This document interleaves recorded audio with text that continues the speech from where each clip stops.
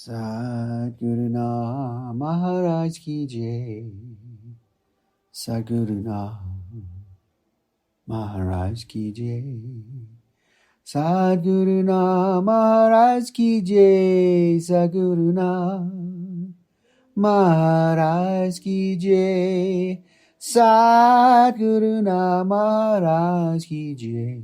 Sadguru Maharaj ki jai. Yeah. Sadguru Maharaj ki jai.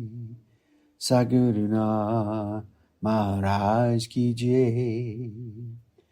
Sadguru Maharaj ki jai. Sadguru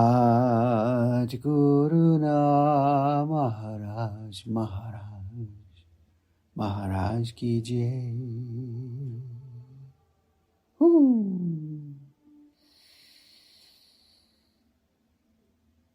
Sadguru Maharaj ki jai.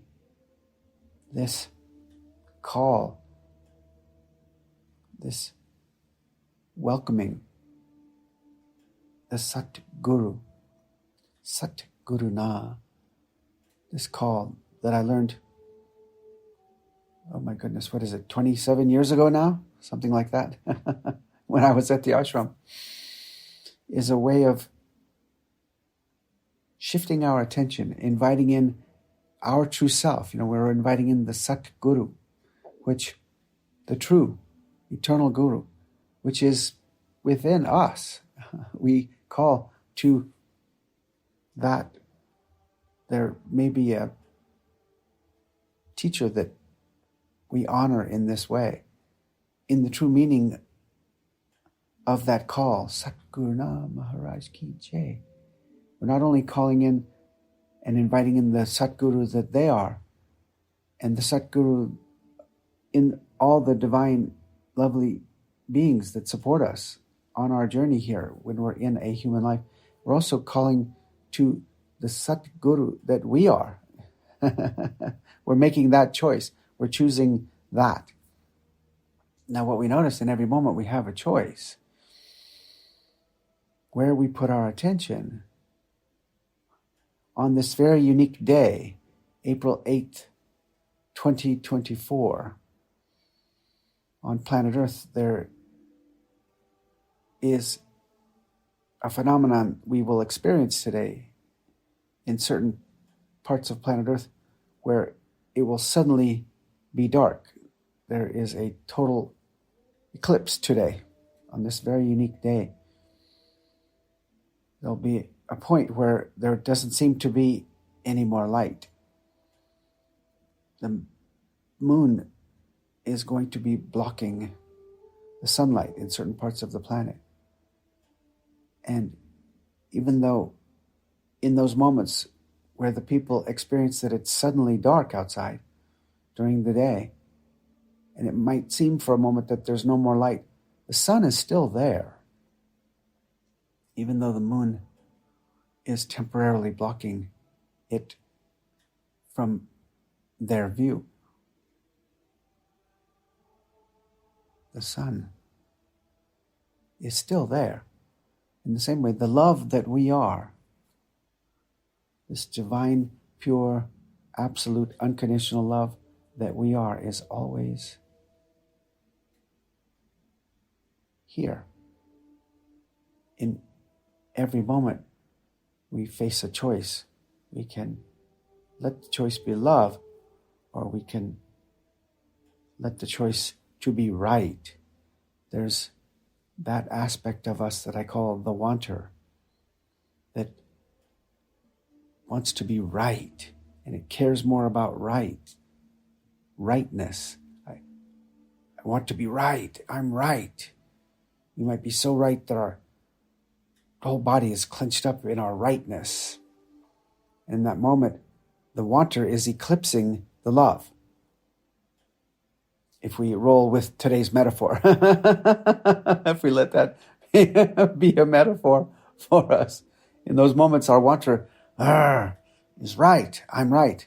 I have my whole grievance list against you that justifies me in withholding this love because I'm right.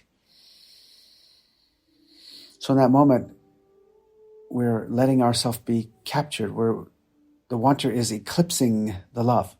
But the love is still there, in the same way that the sun is still there, even during the eclipse today. The eclipsing of the love by the wanter doesn't have to be the choice that we make. You do have a choice. In the very ancient practice that I was taught at the ashram, that I call the loving blessing practice, this was beautifully revealed to me because Guru Mai used to say, just keep letting yourself return to the love. If someone comes in that you can't send love to, that's okay. Don't judge yourself at all. Just very gently and kindly return your attention back to someone you can love. So look at the invitation of that beautiful, very ancient practice called Ashirwad in Sanskrit. It's a simple invitation. If someone comes in when you're doing your loving blessing practice that you can't send the love to, it's a choice. Now in that moment, the reason that the love is being withheld is because it's our wanter eclipsing the love. The wanter has a grievance list. This is what our wanter does. It creates a grievance list. Every time anyone has done something that our wanter didn't want them to do, it's another entry on the grievance list. Our wanter has some of the people that we've known for a very long time and had a lot of interaction with, they might have a very long grievance list that justifies the wanter's withholding of the love. The wanter is eclipsing the love. But the love is still there. So Guru Mai used to say, just keep returning back to someone you can send the love to. This will build a momentum, she used to say. And so you return back to someone you can. Look what you're doing. In that moment, you're letting the choice be love. You're returning back to someone you can love. And so when that happens in our loving blessing practice, we face a choice. Now, if we can't send the love, that's okay. You just return back to someone you can, and you let that love shine. Now, the love is always there. We're just simply returning back to that, rather than letting ourselves be eclipsed by whatever grievance the wanter is holding on to. And for me, my first big breakthrough was regarding Mormon people. I had had many hard experiences growing up with Mormons trying to convert me to be a Mormon, or sometimes in my school, the kids that were Mormons would act as if they were better than everyone if you weren't a Mormon. And so where's that coming from in them? It's just coming from them of wanting to be right. You know, if you're a particular religion and you think yours is the only religion that is the right one to be, then you get to be right. So you get to be holding on to that rightness, you know, so right that we can become righteous in that. And they had treated me in that way. So my wanter had a grievance list against Mormons for being right, basically. They thought they were right, and my wanter didn't like it. So when I would do the loving blessing practice and I would get this image of two Mormons coming at me to convert me to be a Mormon, I would notice I couldn't send them the love. Day after day, week after week, month after month, I would do the loving blessing practice. And it would always collapse whenever the image of two Mormons, two young men, you know, on their mission, black pants, white shirts, you know, the shoulder bag with their literature. I would get that image and the field would collapse, and I couldn't send them the love. But I would do as Guru Mai had said. I would just return back to the love. And then one day, months into the practice of doing it every day, I was in my practice and beaming love, and I get the image of two Mormons coming toward me to convert me to be a Mormon, and I felt the field collapse, and I could feel both of my hands clench into two very tight fists, and my jaw tightened. My teeth were clenched, and I could feel how right I was so right. So right. And in that moment of rightness, it was so intense because of my squeezed hands, my fists, and my jaw tightened. I was so tight, and I really got to see, wow, I'm really right about this. I'm I'm so right, I'm righteous. That's the moment I got to see how my wanter had a grievance list. I'm so right about this. I could convince anybody I'm right about this. In that moment, I could feel my tightness, and I realized, wow, I'm so right, I'm righteous. And I realized, wow, I'm doing the very thing that I'm upset at them about. I'm being right. In that moment, I realized, oh, I could continue to be right. So I get to be right, but I don't get to be love. I get to be right, but I don't get to be free. I just get to be here in my prison of rightness. And in that moment, as she said, as Guru Mai said, the momentum had built to a point where I was just way more interested in being love than I was interested in being right. And the whole grievance list just melted away. I just sobbed with gratitude for the power of that beautiful, simple, naturally transformative practice called Ashirwad, which I call the loving blessing practice. And I just let the love flow to all Mormons, and it was so liberating. I was no longer in my prison of rightness. I was free. I was the love that got to flow. And what we'll notice in the power of that practice, that it'll eventually liberate this love that we are toward everyone and everything.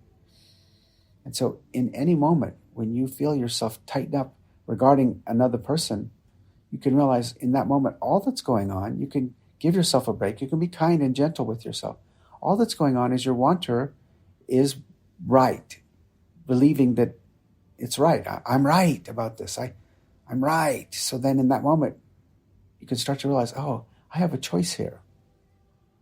Right? On the fly, in the interaction with the person or the whatever's going on in the thing, and you're in the growl and the tightness and the rightness, and you want to be right, and you can prove it. You've got your list. We're not in any way saying that you're not seeing things clearly. Usually when we're right about something did occur that was out of alignment that they did. That's why we're so right about it. But in that moment, we could either choose to be right, and we can be in our prison of rightness, so right that we're righteous. We get to be right, but we don't get to be free. We don't get to be love. We just get to be right. So it's a choice in every moment. But even when the wanter is eclipsing the love is still there. Always. In any moment, we can let the choice be love. And when we let the choice be love, we're free. Absolutely liberated. This is the lovely possibility of our lived life. In any moment, we can let the choice be love and be free.